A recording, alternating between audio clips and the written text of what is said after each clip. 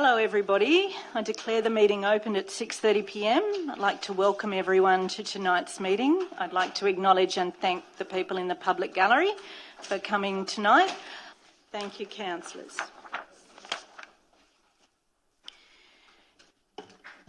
Last Sunday, the 13th of August 2023, a public meeting was held by Council in accordance with Council's recent resolution in relation to a proposed study to be conducted concerning traffic movements in Lidcombe and to provide an update on a development application for a proposed food and garden organics transfer station at 109A Church Street, Lidcombe. The meeting was very well attended, with several hundred community members present, as well as several councillors, the General Manager and senior staff. The development application that was discussed had recently been on public exhibition and had attracted approximately 1,900 submissions, and during this meeting the significant concerns held by many members of the Lidcombe community about this application were outlined. One of the matters raised was the lack of direct formal notification received by residents about this development application. Many residents complained that they had only learned of this application in the late stages of the public exhibition period, incidentally from social media or by word of mouth. It was evident to me that whilst Council's planning officers had complied with Council's policy concerning public notification, the policy itself was too restrictive for applications that concern designated development like this one, where the impacts are wider than the notification area. Indeed, I have since clarified that Council provided written notification of this application to landowners and residents in an area that extended beyond the required notification area, but nevertheless it's clear that even that extended distribution was insufficient. Of more significant concern, however, is the widespread opposition of many members of the Lidcombe community to this development application. These concerns have already been outlined by Council's officers at a preliminary briefing to the Sydney Central City Planning Panel. They include the suitability of the site due to proximity of residential development, odour, air quality, noise and increased traffic movements. The opposition to this application has been heartfelt and overwhelming, and as such I have decided to take a course of action that I understand is open to me to request that the General Manager take steps to arrange for the preparation of a draft submission to the Sydney Central City Planning Panel that can be considered for adoption and formal submission by the elected body of Council. Such a draft submission would reflect opposition to the application by the elected body of Council on public interest grounds and be separate and distinct from any development assessment report that is prepared and submitted to the panel by Council's independent planning expert, informed by the work of Council's planning officers. I note that councillors from all sides of this chamber have been keen to express their concerns about this application. I had refrained from taking this step earlier in this matter because of two governance concerns. Firstly, the operation of Part 7 of the Councillors' Code of Conduct, which precludes councillors from attempting to influence a member of the staff of Council in the exercise of his or her functions. And secondly, whether the lodgement of an objection by councillors would create a perception of bias which may prevent the elected body from having future input in the administrative processes associated with this proposal. I believe that this first concern has now been remedied by the implementation of barriers between the councillors and the relevant planning officers to ensure that the officers are not contacted by councillors or unduly influenced in their work, and the decision to retain an external planning expert to undertake the actual assessment of the application. The second concern remains, and is the practical implication of taking a public position of opposition to this application. It is clear to me that if we decide to become the advocate in this matter, then we can no longer have any role as the elected body in potential administrative functions that may arise from this proposal. On balance, however, it is my view that the needs of our community to be represented by the elected body in this matter outweigh the need for us to maintain a neutral stance. I also note that refraining from taking this step until tonight has allowed for a public information session to be held by council officers, which did provide the community with an opportunity to seek information on the development process and the application status. Therefore, councillors, tonight I move the following. 1. That Council request the General Manager to A. Undertake a review of Council's Development Control Plan with respect to the written notification requirements for development applications for designated development, with a view to extending the area for such notification, and report back to Council at a future meeting. And B. Take steps to arrange for the preparation of a draft submission to the Sydney Central City Planning Panel that can be considered for adoption and formal submission by the elected body of council that reflects opposition to the application by the elected body on public interest grounds. And 2, that any financial implications associated with the adoption of this mayoral minute be funded from council's legal operational budget. Councillors, is there anyone who wishes to speak to this mayoral minute? Clr Garrard. Madam Mayor, from my perspective, and I talk on behalf of our local community, that we will support the recommendation. But we support the recommendation with caution. You, like I and others, were privy to legal advice, and I say with caution because this runs in the face of the legal advice that we were given. Excuse me, Councillor Garrard, I don't mean to interrupt you. I'm happy to talk about that legal advice, but that is something that would have to be done in closed council because it's subject to legal professional privilege, and we haven't asked for a waiver of that privilege from the solicitor. I don't intend to proceed with it other than to state the obvious, which I've already done. Thank you. Furthermore, I'd question, perhaps through you to the General Manager, if we are to provide a submission, have not submissions been closed, or do we need to? How do we provide another submission after they've been closed, Mr. General Manager? Through you, Mayor, Councillor, the submissions, in accordance with the planning guidelines, Council is entitled to make a decision set up until 7 days prior to the panel meeting. Council is entitled to do that under the planning panel guidelines. And that confuses me too, Mr. General Manager, because if I remember, the operational guidelines talk about after we receive the final report. I think we ought to be very careful about submitting understand what we're trying to do here, and we can go forward with that. But I also know that we have the right to submit a submission, a statement, after we see the final report. And that's where the 7 days comes in, as far as I understand. I've read the operational manual. Am I not correct? Through you, Mayor, Councillor Garrard, and I might seek the assistance of Council's General Counsel, Mr McFadgen, but the intent of the guidelines, Councillor, you are correct, but I believe that in the guidelines there is a caveat which allows, should Council want to, there is a caveat in there that allows it to be developed earlier, and I'll just ask Colin the General Counsel to expand on that. Through the Mayor, I confirm the General Manager is correct. The submission can be made before or after an assessment report has been received. Before or after? Both? Both, yes. Because it's the other side of the ledger that I am concerned about. I think after we have seen the report, then we really need to be on our mettle to understand just whether we need to go forward again and comment on that report.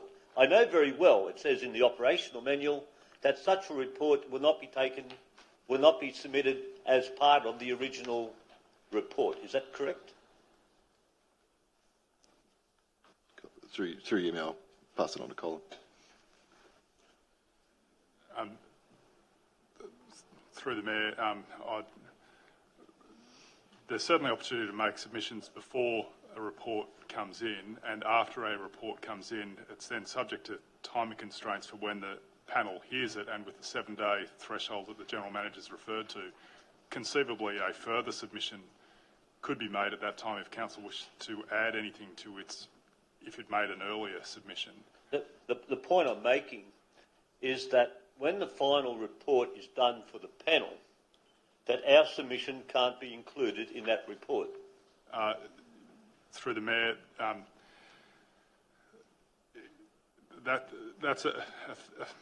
I would agree with that. There's some ambiguity in the code on the basis that this application is being assessed by a consultant town planner rather than an in-house planner, but I would agree in terms of good practice that the assessment report is not going to address Council's submission or submissions.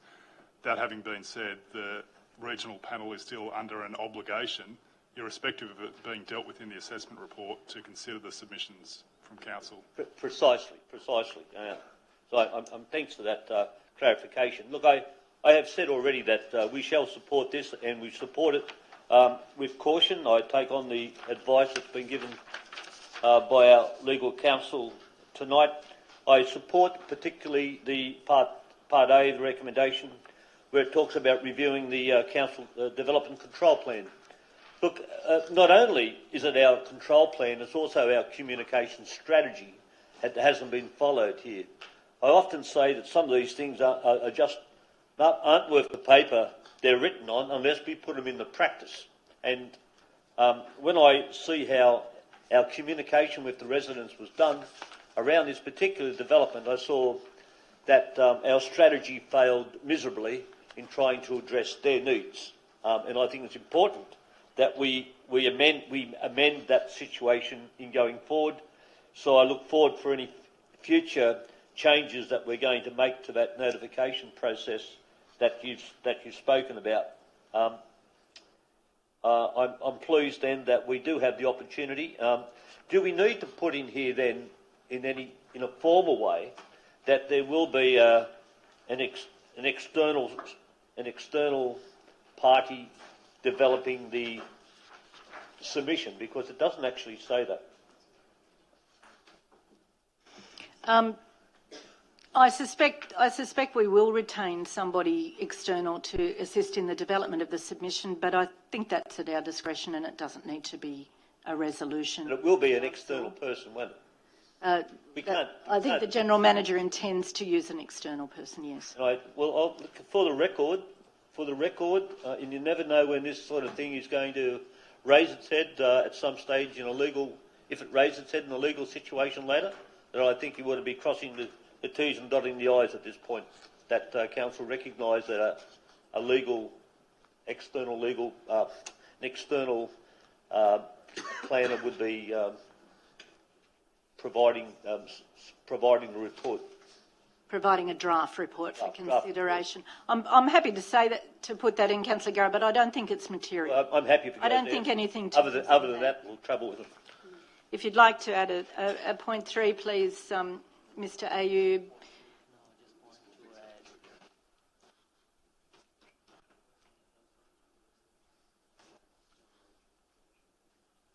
Preparation of a draft submission to the Sydney Central that can be considered for, after the word panel, I guess, by a consultant, by an external planning consultant. Yeah.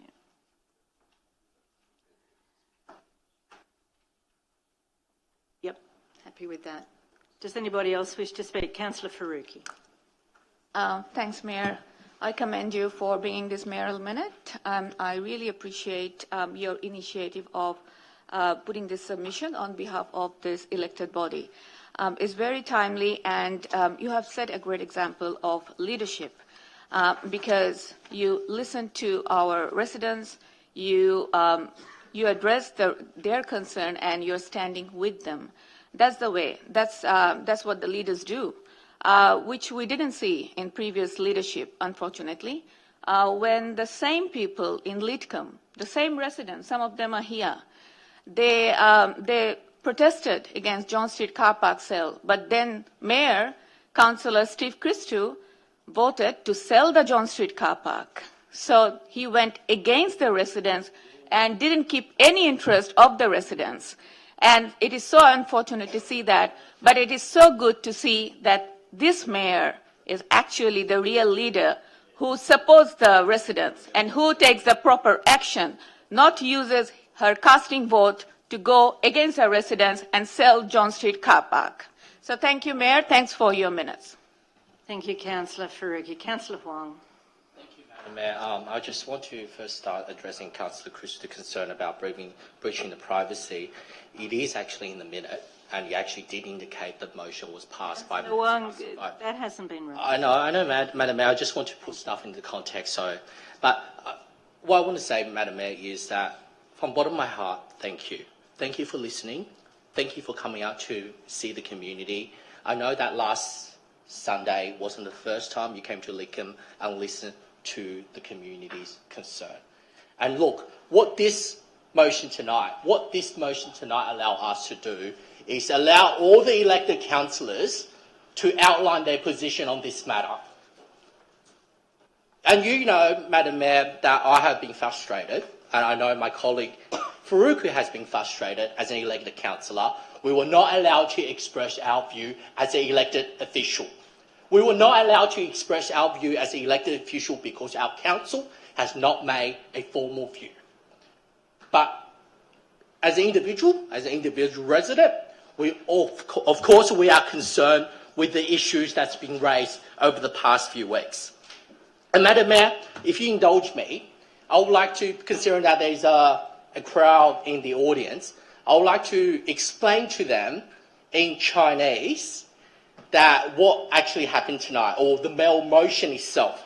So while I will be translating, We haven't passed this motion yet. Until the motion is passed, are we allowed to talk about it? Okay. No, we're not going to talk about it. What I'm going to do is I'm going to translate. Councillor Huang, the difficulty with you speaking in Chinese is that I cannot keep a record or understanding of what's being said as the chair. That's fine. I understand and appreciate that there are some people in the gallery who can't speak English. Unfortunately, I can't speak Mandarin. Madam Mayor. I think we will stick to the English version for the purposes of the public. That's fine. But what I want to reinforce tonight is to the public and also to those people who are watching tonight, what this motion does is for the council to undertake a review of the council's development control plan with respect to the written notification requirement for development application for the designated development, with a view to extend the area for such a notification and report back to council for a further meeting. What does this point mean? It means that we'll learn from the mistake that we have made in the past, and also improve the way that we communicate with our residents in terms of development application. This is long overdue, and I thank you for moving that motion. Number two, what the council will do is to establish an official position on the 109A Church Street. And the official position the council will make is to oppose the application by the elected body on the public interest ground. This will indicate the decision tonight will indicate who's supporting our resident in Lidcombe, in Auburn, in Barella and in Regent's Park, and who oppose it. So I commend you, Madam Mayor, and I thank you for putting this forward. Thank you. Thank you, Councillor Huang. Councillor Christou, you have the floor. Councillor Christou. Thank you, Madam Mayor. Madam Mayor, I will state from the outset, just like Clr Garrard said, I'm actually happy that we're getting some progress for our local residents that have turned up here. It's only taken a month of Clr Garrard, Clr Hughes and myself bringing matters of urgency and important motions to chamber which have been knocked out and deferred. again and again, and a meeting with 300 residents for you to take this action. But, and I dare say, Madam Mayor, again, I'm happy that we're finally acting for our local residents, but you only decided to take this action after Mrs Lynn Connolly had stood up in the meeting on Saturday afternoon in front of 300 people and asked us to move a statement and a submission asking where our position is, and Councillor Garrard had indicated he would move it as a matter of urgency, seconded by myself. So I'm not going to play politics with this, as you did, Madam Mayor, but I'm happy that the residents might get a voice. We do proceed with caution, and it's very important that our residents get a voice, because at the end of the day, we are talking about a food organic waste proposal which is going to move 80,000 tonnes a year, 80,000 tonnes a year through Lidcombe and take wastage from other councils. It's in the report. It's in the environmental impact statement report which the company has put out.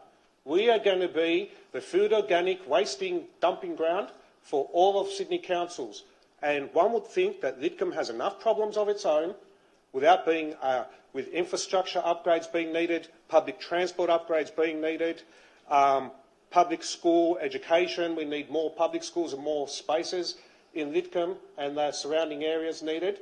One would think we have more problems than to take on a waste proposal tip. So better late than never, Madam Mayor, and I will take the opportunity to respond to our Clr Farooqui and Clr Huang that keep harping on about the sale of John Street car park.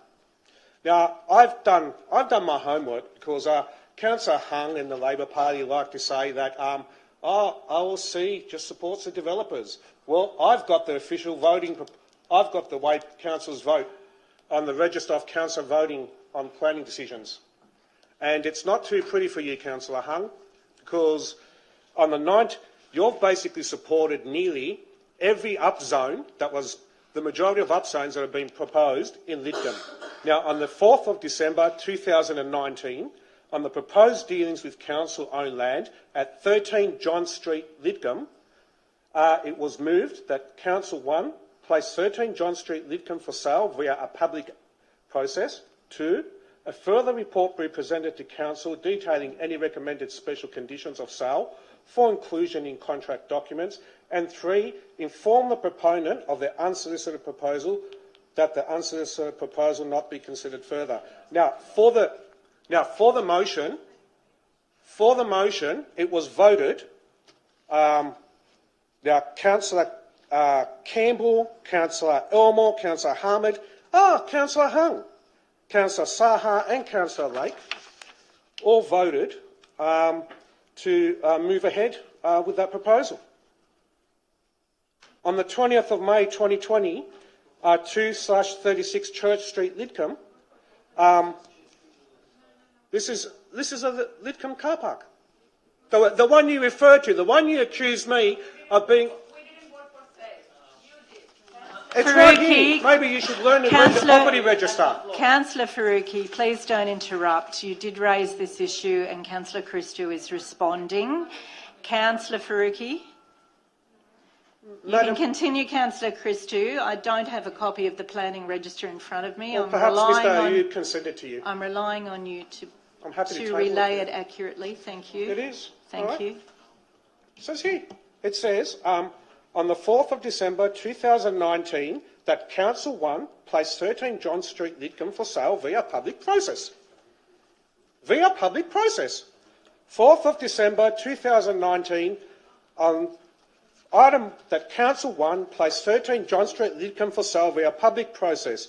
Moved Councillor George Campbell, Councillor Glenn Elmore, Councillor Ola Hamid, Councillor Huang Kun Hung, Councillor Lake and Councillor Saha, Councillor Sarkis, Campbell and Christou. So to sit there and say that you oppose the sale of John Street car park is an absolute lie and fallacy, because you were just as much involved in instigating it, and I stand by my decision that day because it was good promise for the public.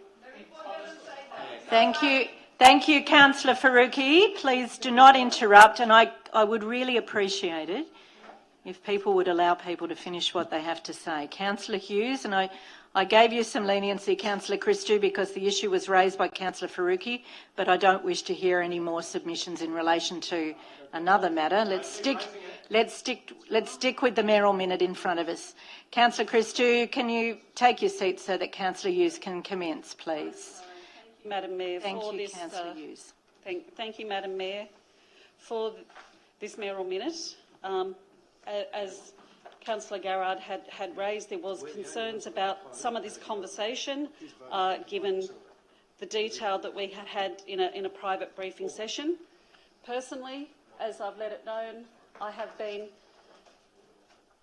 personally, as a concerned resident, very much against this, and I have made it known every time that has been the case. It is not from a council perspective, it is from me as a resident, and I will not step back away from that. I can't help but thank the number of people that are here this evening that had been engaged, and particularly a couple of weeks ago we had so many people here. The community have been unbelievable. So we can only continue to work together as a collective, and this is at least a step forward, and we will continue on. But if it hadn't been for all of you that had been out there so many times, and thankfully the resident that had contacted us at the outset so we could start things off, it's been extraordinary. So thank you for this mayoral minute as a bit of a starting block, and then other things additionally moving forward. Thank you. Thank you, Clr Hughes. Does anybody else wish to address the mayoral minute? Thank you. Clr Coleman.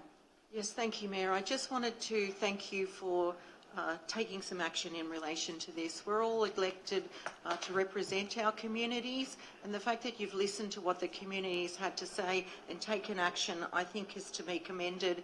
There was concerns because councillors are not to become involved in development applications, and the fact that you've found out some legal advice that, in fact, council can actually, as a collective, make a submission in relation to this application to the planning panel, I think is commendable. And putting on record here that you are opposed to this, and that the rest of us will also be standing with you and opposing this, and developing a submission that outlines everybody's concerns all in one paper, I think is a good way to go, taking into account what the residents have said very strongly at the meeting that you arranged for last Sunday. And I thank you for taking charge of this matter and for moving it forward so that the residents can be well assured that you're acting most certainly with their concerns in mind. Thank you, Mayor. Thank you, Clr Coleman. So I'm not going to worry about a right of reply. You've got everything I had to say in writing. So I'm going to put the mayoral minute. All those in favour, please say aye. Aye. Any opposed? I declare it carried unanimously. Thank you, councillors. And now we'll move to items by exception.